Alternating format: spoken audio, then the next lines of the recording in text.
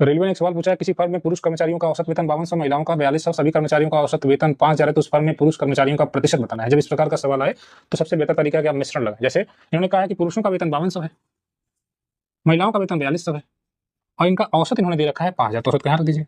अब आप इसका डिफरेंस निकाल लीजिए, इसका डिफरेंस निकाल लीजिए बस। तो इसका डिफरेंस निकालेंगे तो 800 आएगा और इसका डिफरेंस निकालेंगे तो 200 आएगा।